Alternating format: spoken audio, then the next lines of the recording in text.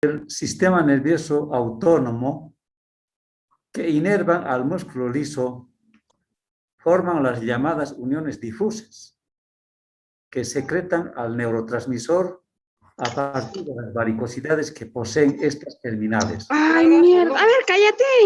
Apaguen su micrófono.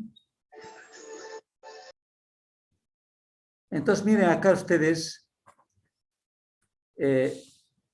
podemos apreciar a las fibras nerviosas con sus respectivas varicosidades, en las cuales se encuentran las sustancias neurotransmisoras. Estas uniones son uniones difusas. Uniones difusas. Bien. En estas varicosidades, entonces, hay sustancias químicas neurotransmisoras, como ser la acetilcolina y la noradrenalina, a diferencia de las del músculo esquelético que tienen solo acetilcolina. De acuerdo al tipo de receptor, los neurotransmisores pueden ser excitadoras o inhibidoras, potenciales en reposo y potenciales de acción. El potencial de membrana en reposo, fíjense aquí, ya no es de menos 90 milivoltios, es de menos 50 a menos 60 milivoltios, a diferencia del músculo esquelético que era de menos 90 milivoltios. ¿Cuál de los dos creen que tiene potencial de membrana en reposo con tendencia a ser más positivo? ¿El liso o el esquelético? ¿Qué me dirían? A ver, ¿cuál de los dos tiene el liso, no es cierto? Obviamente, menos 90 es muy negativo, menos 50, menos 60, ya menos negativo. Los potenciales de acción en el músculo liso visceral se producen de dos formas, ya sabemos esto. Los potenciales en punta y los potenciales con mesetas. El calcio es importante en la generación del potencial de acción y contracción del músculo liso. Algunos músculos lisos son autoexcitables, produciendo el ritmo de onda lento básico del potencial de membrana. Por ejemplo, en la pared del intestino. La importancia de estas ondas lentas es que pueden iniciar potenciales de acción cuando la onda llega a menos 35 milivoltios. Por tanto, las ondas lentas se denominan ondas de marcapaso. A ver, vamos a revisar un poquito esto.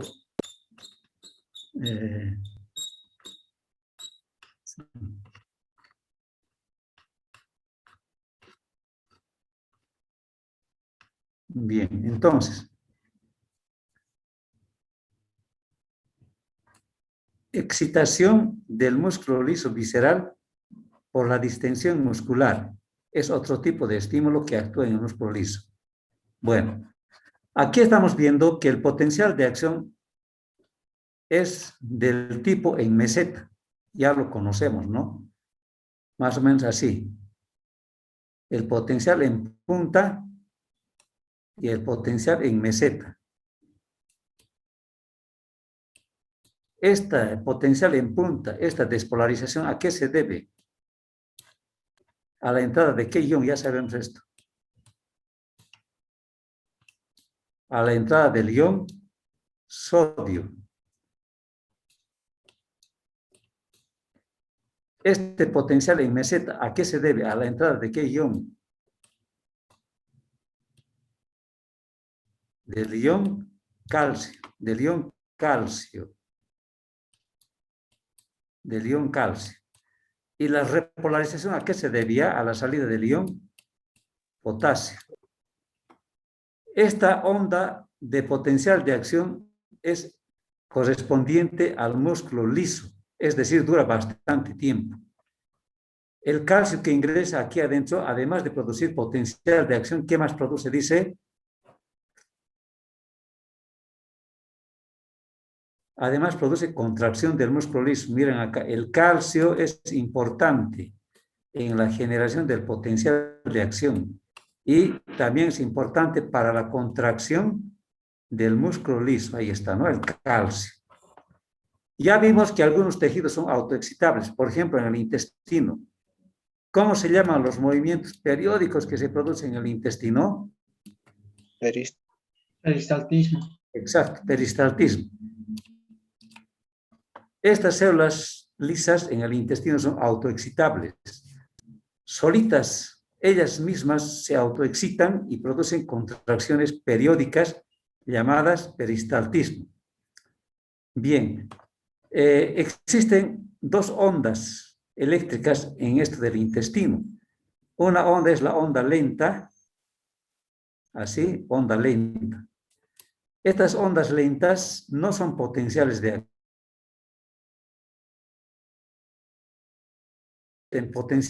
acción. Cuando alcanza a menos 35 milivoltios, a esto llamamos umbral de excitación, umbral. Entonces, de menos 50 milivoltios normales en reposo, poco a poco se va a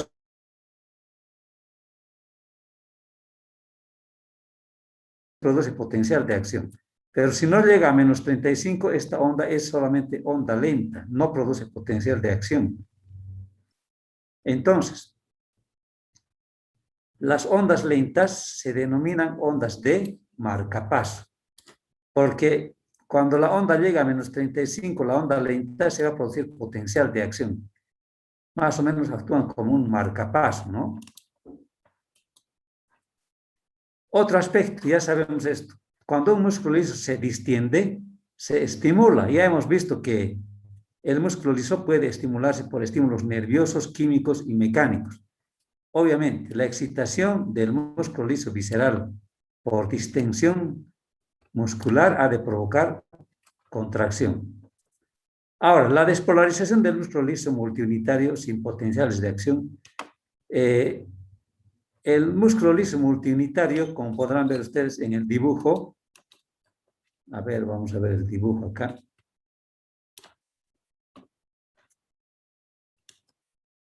Ya vamos a ver el dibujo.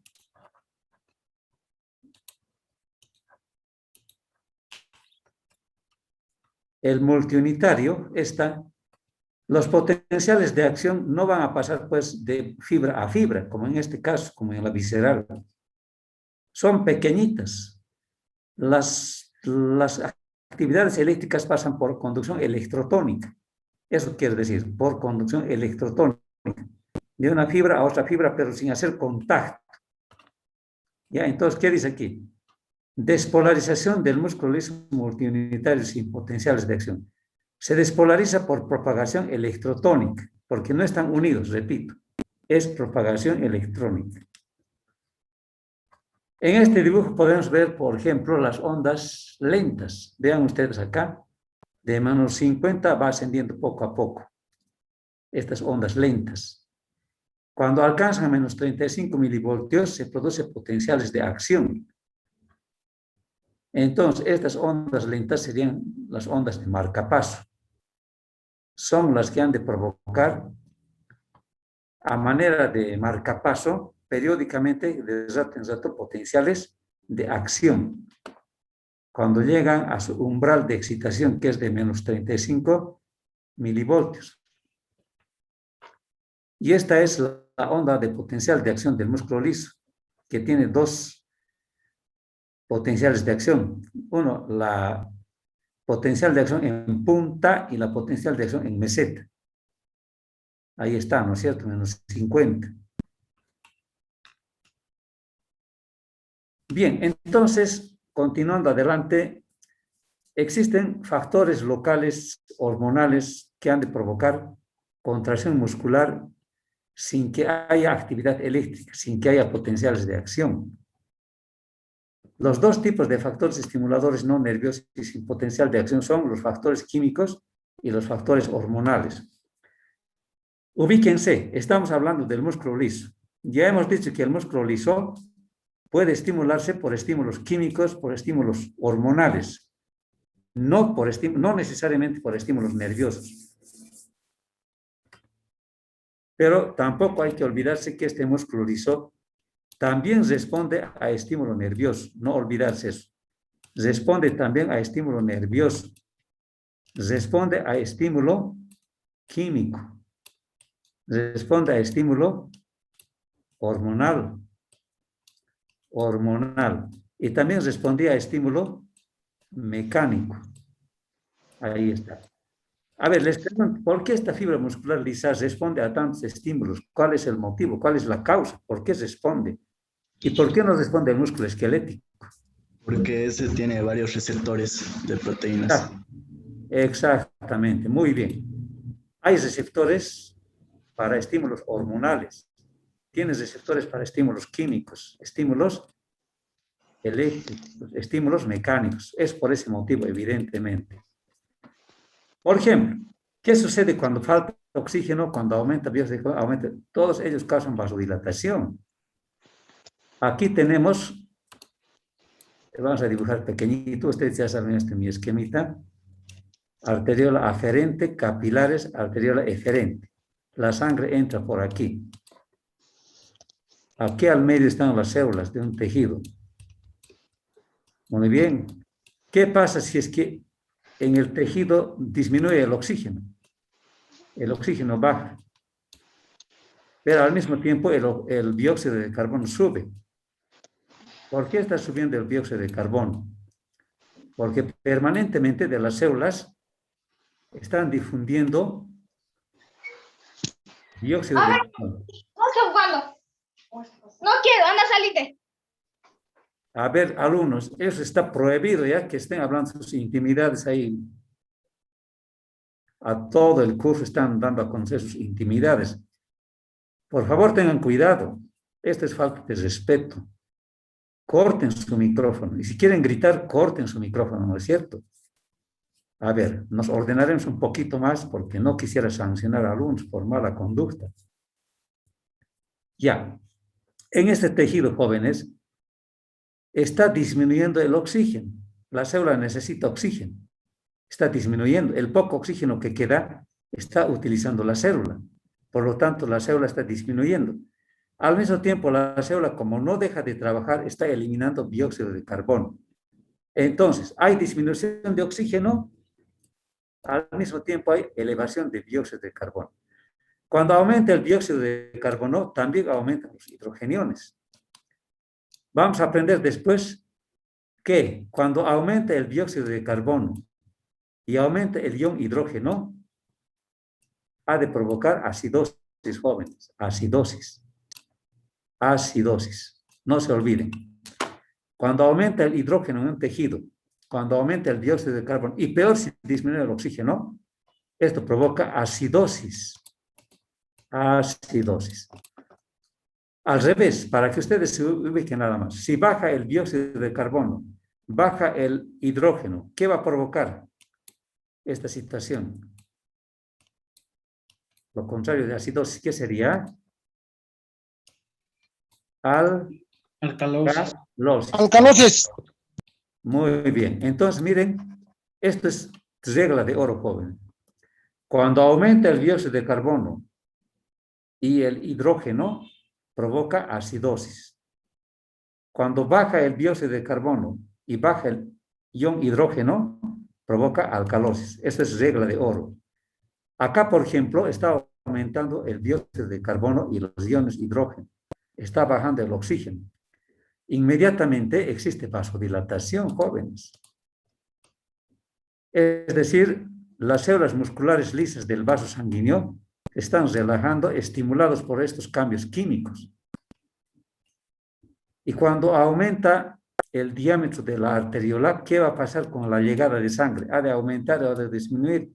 Ha de aumentar. Al aumentar la llegada de sangre, ha de aumentar la llegada de oxígeno. Al mismo tiempo, cuando aumente la circulación sanguínea, se va a llevar al exceso de dióxido de carbono y al exceso de hidrógeno. Se va a llevar. Entonces va a limpiar, digamos, ¿no? Va a lavar la sangre que está pasando por este tejido. Se va a llevar toda la basura, es decir, al dióxido de carbono, que es producto de desecho, y también al exceso de hidrógeno. Se la va a llevar. Este tejido ha de recuperar su vitalidad, es decir, le va a llegar más oxígeno y va a disminuir el dióxido de carbono y ha de disminuir el hidrógeno. Se va a recuperar. El tema aquí es aprender que el músculo liso se está estimulando por estímulos de tipo químico tisulares locales. La falta de oxígeno.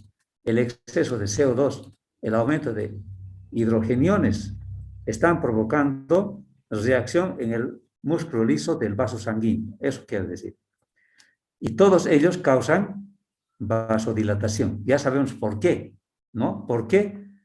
Porque la vasodilatación ha de ser beneficioso para que llegue más sangre con más oxígeno y para que la llegada de más sangre se lleve el exceso de CO2 y de hidrógeno. Esto ha de causar vasodilatación. Muy bien. Por otra parte, hay hormonas también que han de actuar. Por ejemplo, la mayor parte de las hormonas que circulan por el organismo afectan en cierto grado la contracción muscular. Algunas de ellas son, por ejemplo, la noradrenalina provoca vasoconstricción. La acetilcolina, vasodilatación. La angiotensina, vasoconstricción.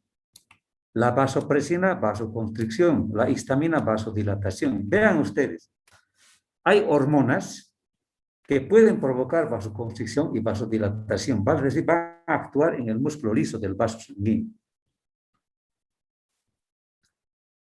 Entonces, hablando del músculo liso, hay varios factores que los pueden estimular. Otro aspecto, la mayor parte del calcio procede del líquido extracelular. Ya hemos visto que el calcio extracelular es más abundante por fuera de la célula que por dentro. Por eso dice aquí, la mayor parte del calcio procede del líquido extracelular para la contracción muscular. Porque el retículo sarcoplásmico en el músculo liso es rudimentario. Es rudimentario. Les pregunto, a ver, Pedro Contreras, creo que está por ahí, reconoce su voz. ¿Dónde se encuentra, de dónde saca calcio el músculo esquelético? ¿De dónde obtiene calcio para su contracción el músculo esquelético? A ver, respuesta. ¿Cuál sería la respuesta?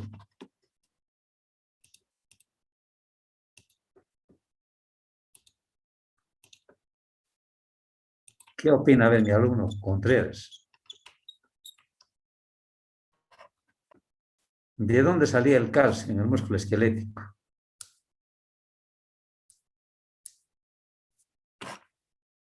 ¿A la una, a las dos o no me están escuchando?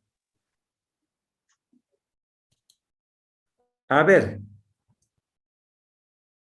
la alumna América Gareca, ¿qué puede decirnos?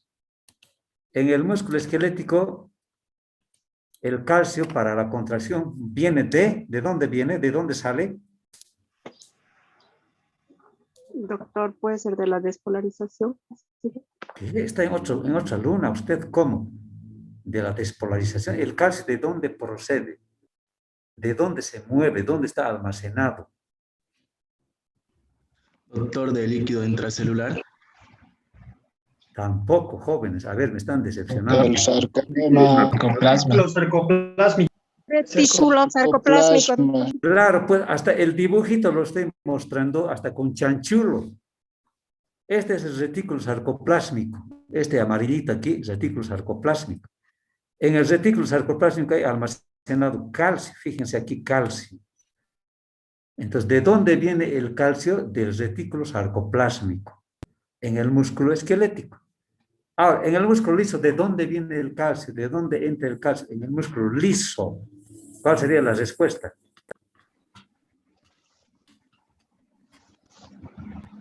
De líquido extracelular. Correcto, aquí está.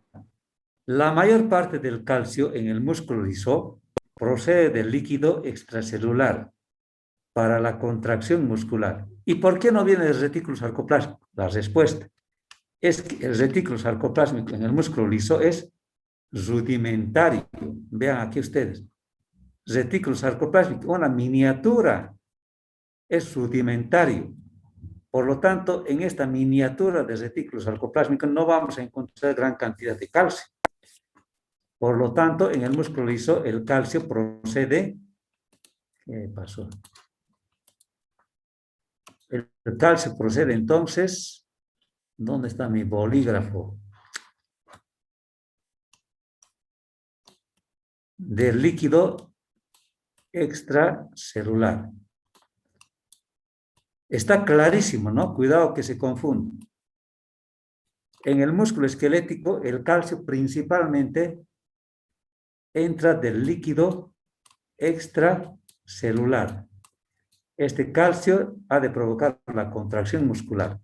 ¿Por qué no entra del retículo sarcoplásmico como en el músculo esquelético? Porque es rudimentario, porque es pequeño, por ese motivo. Bien. Entonces creo que estamos haciendo bien, aunque hay algunos alumnos que creo que no están captando bien la explicación. Les pido que lean sus textos, sus libros. Bien, entonces estamos aprendiendo que el músculo liso responde a estímulos químicos, hormonales, mecánicos, etc. Dentro de los hormonales hay toda clase de hormonas, unas que provocan vasoconstricción, otras vasodilatación. Quedamos aquí. Vamos a entrar desde mañana a estudiar la fisiología cardíaca. ¿Alguna pregunta, jóvenes, de músculo liso que haya quedado con alguna duda? ¿Alguna pregunta, alguna duda? Aquí tenemos todo el detalle. Creo que estas diapositivas los tienen ustedes. Como ayuda a memoria, repásenlo y chequen su libro Guyton. Tienen en PDF. O los que se han comprado de la facultad, perfecto, también léanlo. No hay preguntas, ¿no? Bien, aquí quedaremos entonces. Mañana vamos a continuar, Dios mediante, con fisiología cardíaca. Interesante tema. Chao chicos, chao chicas, hasta mañana.